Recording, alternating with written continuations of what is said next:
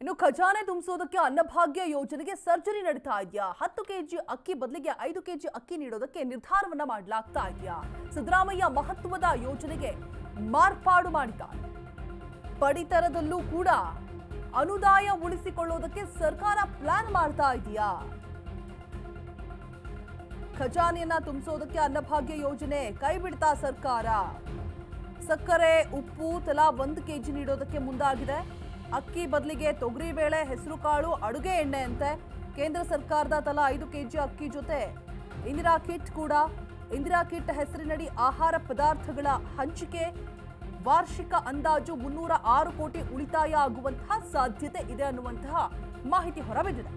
ಅಕ್ಕಿ ಖರೀದಿಗೆ ಪ್ರತಿ ತಿಂಗಳು ಕೂಡ 535 ಕೋಟಿ ಖರ್ಚನ್ನ ಮಾಡ್ತಾ ಇತ್ತು.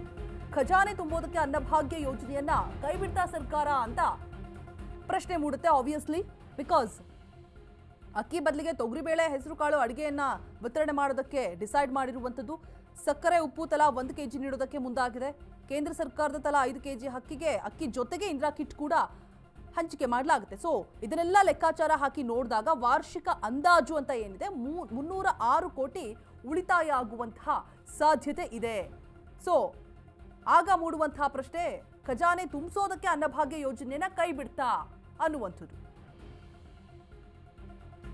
ಇನ್ನು ಮುಂದೆ ರಾಜ್ಯ ಸರ್ಕಾರದಿಂದ ಯಾವುದೇ ರೀತಿಯ ಅಕ್ಕಿ ಸರಬರಾಜು ಆಗೋದಿಲ್ಲ. ಅದರ ಬದಲಿಗೆ ತೊಗರಿಬೇಳೆ, ಹೆಸರುಕಾಳು, ಅಡುಗೆ ಎಣ್ಣೆ ವಿತರಣೆ ಮಾಡಲಾಗುತ್ತೆ.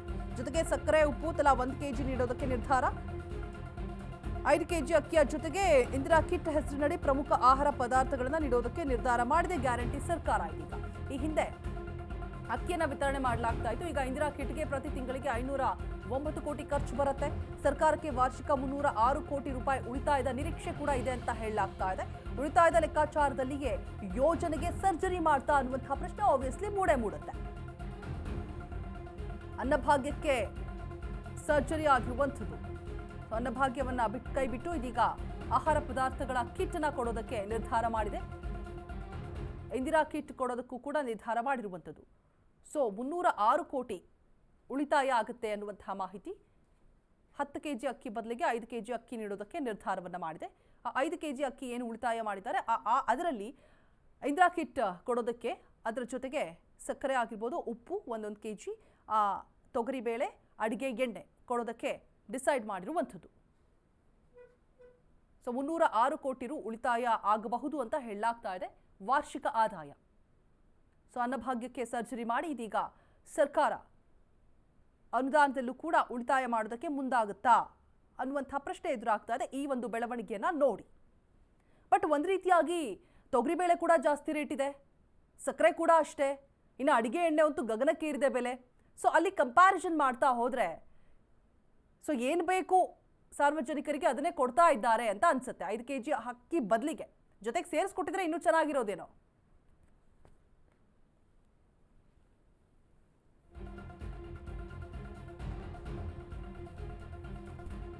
ಸೊ ಖಜಾನೆ ತುಂಬಿಸೋದಕ್ಕೆ ಅನ್ನಭಾಗ್ಯ ಯೋಜನೆಯನ್ನ ಕೈ ಬಿಡ್ತಾ ಸರ್ಕಾರ ಅನ್ನುವಂತಹ ಒಂದು ಸಂಶಯ ಮೂಡಿದ್ರೆ, ಬಿಕಾಸ್ 306 ಕೋಟಿ ಉಳಿತಾಯ ಸಾಧ್ಯತೆ ಅಂತ ಹೇಳಲಾಗ್ತಾ ಇದೆ.